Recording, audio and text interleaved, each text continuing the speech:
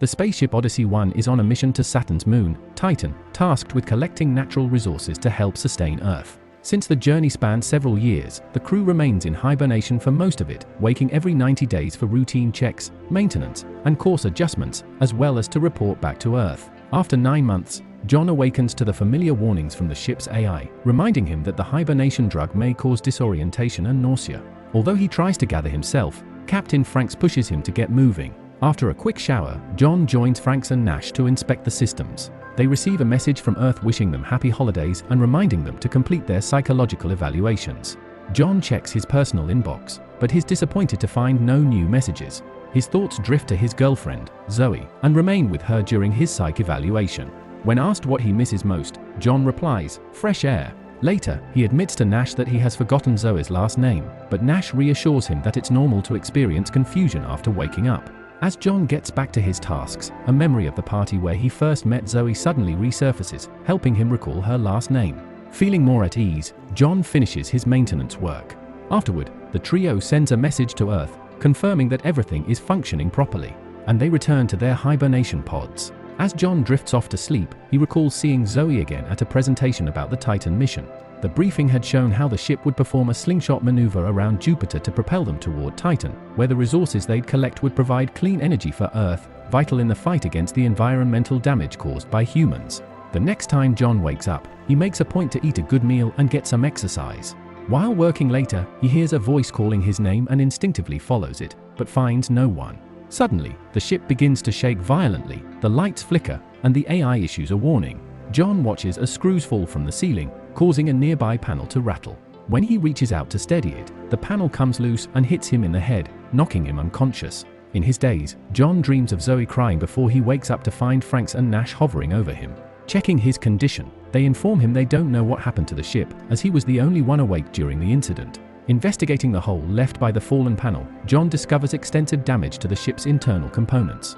The astronauts then check the external video feeds and notice part of the hull is damaged as well. However, they find no record of the impact in the footage, and there are no error messages from Earth. After resetting the power and systems, everything appears to be functioning normally. Franks decides to take a closer look at the damage again while John records a message for Houston, explaining the situation. As he does, John recalls another memory of Zoe, this time, a meeting at a cafe where she had helped him beat a video game level he'd been stuck on. They ended up talking for hours, and John shared that he had no family, which made him a strong candidate for the Titan mission. In the present, Frank suggests they proceed with the mission, as everything seems to be operating smoothly and there's no immediate danger to the crew. Nash, however, protests, arguing that it's too soon to be certain. He raises the possibility that the ship might be experiencing structural stress, leading to decompression issues. John refuses to believe Nash's theory, insisting that Zoe, one of the ship's designers, wouldn't have allowed for such a flaw. But Nash presses on, warning that if structural stress is indeed the issue, the ship could explode during the slingshot maneuver. Franks intervenes, instructing them to focus on repairs, treating the situation as structural stress, and reiterates that they'll continue as planned unless they hear otherwise from Earth. While working, John finds his thoughts drifting to Zoe and the night he visited her at her place, marking the start of their deeper relationship. His daydream is interrupted when Nash shakes him awake, still adamant that flying a damaged ship is a huge risk and they should abort the mission. At that moment, the lights and screens flicker for a few seconds before returning to normal. Nash runs diagnostics, but finds no signs of a power failure. Franks then calls them both to his office, having overheard their conversation. He sternly reminds them that if they abort the mission and Earth later confirms nothing is wrong with the ship, they'll face serious consequences. Franks emphasizes the importance of teamwork and sends them back to their pods. As John prepares for hibernation, he remembers the morning after his first night with Zoe, when she suggested they remain just friends with benefits, knowing that he might be leaving for space soon. Before John can get into his pod, Nash approaches him again with a risky proposition. Instead of setting his sleep cycle for 90 days, he should set it for 89 days and 12 hours, allowing them to wake up before Franks and use the slingshot maneuver in reverse to return to Earth. John refuses, calling it mutiny. Desperate, Nash shares a story about a facility in Antarctica where the crew discovered a crack in the ice shelf threatening the station. The team wanted to evacuate, but their commander, refusing to accept defeat, pulled out a gun and threatened to kill anyone who tried to leave. When rescuers eventually arrived, the commander was missing, and the rest of the crew had died from gunshot wounds to the head. Reluctantly, John agrees to help Nash, but only if they find more evidence of damage after waking up. As he sets his new sleep timer, John's thoughts drift back to his final months on Earth, where he shared intimate moments with Zoe in private while maintaining a professional demeanor during lectures about the Titan mission. Upon waking again, John briefly thinks he sees Zoe aboard the ship, only to realize it's a hallucination. Nash checks on him, and when John confesses his seeing things, Nash insists it's yet another reason to abort the mission and return home. Together, they head to the bridge, but there is still no message from Earth. Admiring the sight of Jupiter through the ship's windows, John abruptly announces that he no longer wants to go through with Nash's plan, citing a lack of concrete evidence. This sparks a heated argument between them, which is interrupted by Franks, who had also set his pod to wake up early after overhearing their plan. Franks orders Nash to get to work, and when Nash hesitates, Franks whispers something to him, causing Nash to leave the room. Afterward, Frank sits down with John, asking if they're friends, and they share a drink. Franks promises that if any real danger is discovered, he'll abort the mission without hesitation. Meanwhile, Nash paces nervously in the kitchen. When John later goes there to eat, Nash begins harassing him, desperately seeking his support. John remains firm in his refusal, and Nash snaps, ranting about the ship's damage just as Franks enters the room. Franks demands to know if they can execute the slingshot maneuver without Nash's help, and John confirms they can, as the calculations are already programmed into the computer. Without hesitation, Franks grabs Nash, informing him that he'll report his insubordination to Houston before sending him away. John spends the rest of his day going through the motions, but his thoughts remain consumed by Zoe. At one point, the weight of it all forces him to retreat to a dark room, where he takes a break to brood in solitude. Eventually, John returns to the damaged panel, which has since been taped back to the ceiling. He climbs into the hole to inspect further and notices numerous cables sparking. Suddenly, a gadget malfunctions, spewing sparks and ejecting screws. As John watches in horror, the damaged part of the hull begins to crack open, and he finds himself struggling to hold on as the vacuum of space tries to pull him out. His grip weakens, and soon his body is floating helplessly into the void. Just as the darkness consumes him, John snaps awake. It had all been a hallucination. Franks announces that it's time to execute the slingshot maneuver. Nash, now desperate, begs John not to go through with it, but John ignores him and heads to the bridge. On his way, his mind drifts back to a conversation with Zoe about moths and their instinct to fly toward the light for survival. Soon, John and Franks are at the controls, while Nash is relegated to watching. After thorough calculations and preparations, they begin activating the thrusters, and the ship starts its orbit around Jupiter. Suddenly, the AI reports a system overload, but Franks, unwavering, orders John to continue.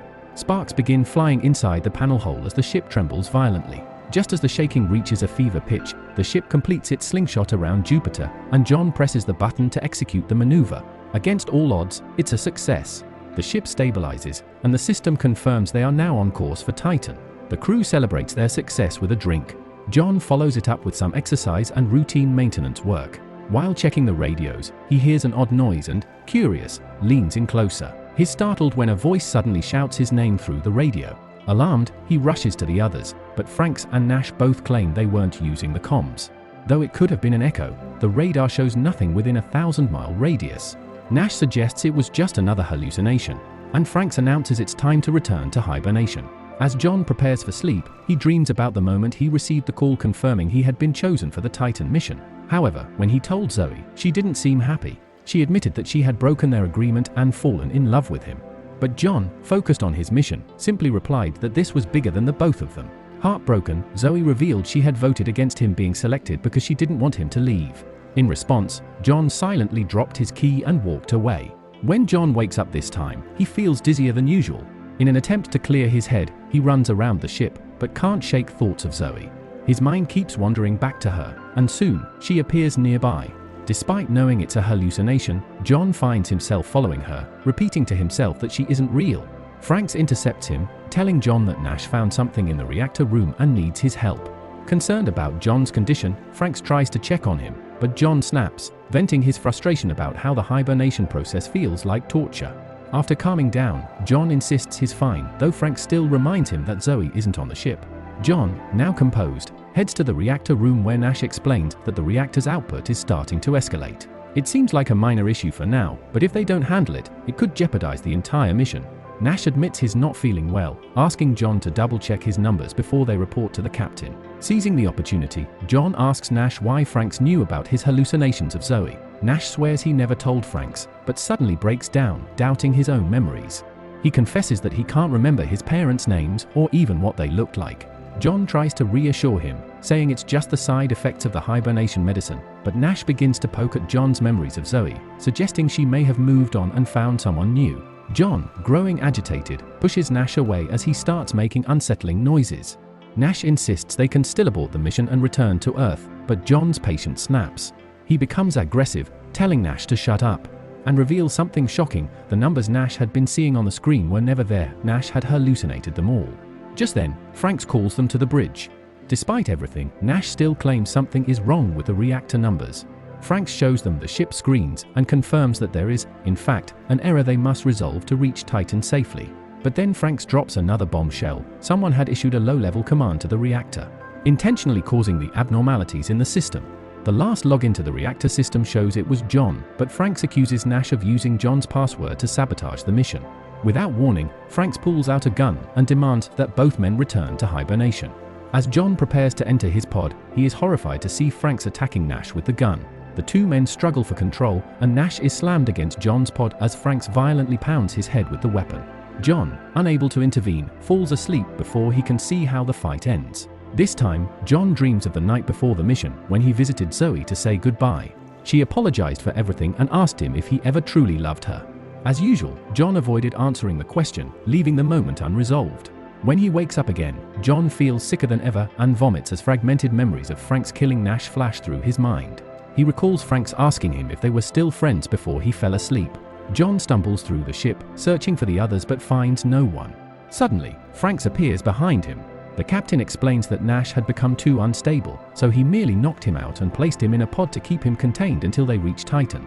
Franks refuses to holster his gun, explaining that he believes John might lose control next. Despite John's assurances that he's fine, Franks remains cautious. Franks then reveals the truth about Nash's story of the Antarctica base. According to Franks, the commander had actually told the crew to evacuate, but they were too scared to leave. The commander, left alone, froze to death outside. The gunshots discovered during the autopsy were self-inflicted wounds, not murders. Determined to continue the mission, Franks orders John to return to his duties. While working on the system, John feels something strange in his arm. When he checks, he is horrified to see that his veins have turned a dark color. Panic grips him as his arm begins to mutate, veins bulging and bursting, ejecting blood everywhere. But just as quickly, John realizes it's another hallucination. As John hears voices calling his name again, he becomes increasingly unsettled, though no one is nearby. Seeking refuge in the kitchen, he encounters Franks, who comments on John's trembling hand and brings up Zoe. This triggers John's anger, and he tells Franks to stay out of his personal life. But Franks drops a bombshell: Zoe was never in a relationship with John. According to Franks, Zoe only approached John in public because the committee had sent her to monitor his mental health before the mission. John is shocked, unable to comprehend how Franks can recount every encounter with Zoe with such eerie accuracy. That's when Franks reveals his own role on the selection committee. Refusing to accept the truth, John storms off to work on radio maintenance, still clinging to his memories of Zoe. However, doubt begins to creep in, making him question everything he thought he knew. Suddenly, someone from Houston contacts him through the radio, bombarding him with questions. But no matter how much John tries to respond, they can't hear him, and the line abruptly goes dead. Frustrated and confused, John is called to the bridge, where Franks angrily confronts him. Franks shows security footage proving John had been talking to himself the entire time and berates him for believing he could contact Earth from so far away. To calm John down, Franks shows him their current location deep in space, emphasizing how distant they are. Determined not to return to hibernation, John locks himself in another room, demanding to see Nash. Franks insists they can't disrupt Nash's sleep cycle, but promises to let John see him. However, the moment John opens the door, Franks shoves him against the wall and onto the floor, threatening to kill him if he doesn't comply and go back to sleep. The memory of what happened to Nash flashes through John's mind, and in a surge of desperation, he attacks Franks, attempting to disarm him. The two men wrestle violently for control of the gun, with Franks nearly choking John to death. But John punches him to free himself. John, now holding the gun, demands answers about Nash, but Franks only laughs in response. Feeling his grip on reality slipping, John stumbles through the ship as disjointed memories and Frank's mocking voice torment him. Lost and unsure of what's real, John lets his guard down, and Franks uses the opportunity to attack him once again.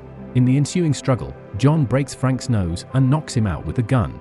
Determined to find Nash, John heads to the bridge and uses the ship's cameras to search for him, but finds nothing. Suddenly, Franks reappears, and in a fit of rage, John pushes him away before beating him mercilessly.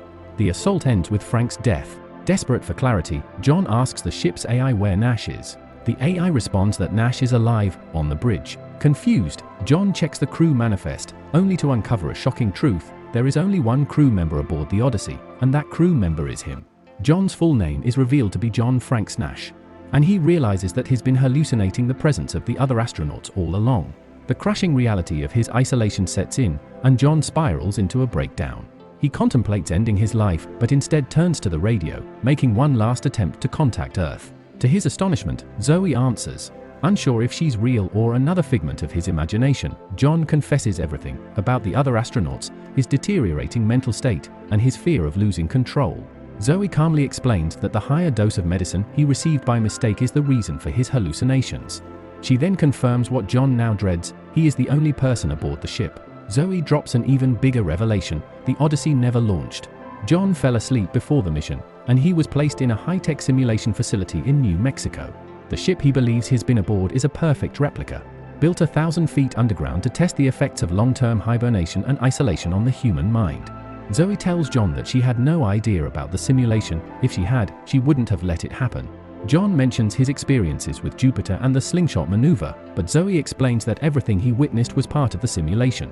The incident that damaged the hull and the panel was actually an earthquake, which is why he didn't see anything on the cameras. The earthquake cut off communications for a time, preventing her from warning him about the increased dose of medicine. Now, with the truth finally revealed, Zoe instructs John to simply walk through the airlock to find the rescue tunnel. He prepares to leave, but just then, Franks appears again, urging him not to go through with it. Franks insists that his conversation with Zoe was the true hallucination, a product of John's desperate mind seeking a logical explanation for the bizarre situation. Determined, John refuses to believe that Franks is real and opens the airlock, declaring that he wants to go home. Franks walks away, and in a moment of clarity, John confesses his love for Zoe just before the AI opens the final door. Beyond it lies an underground tunnel, and he catches sight of the fake ship above him. Suddenly, the ground begins to shake, and John hears voices promising rescue, alongside the sound of machines digging into the earth. He climbs a ladder, shouting to indicate his location. Just then, a flickering light catches his attention. When he reaches out to touch it, memories flood back, specifically the conversation he had with Zoe about moths and their instinct to fly toward the light. It turns out he truly is in space and his body is ejected into the void. Please like and subscribe for more video like this. Thanks for watching.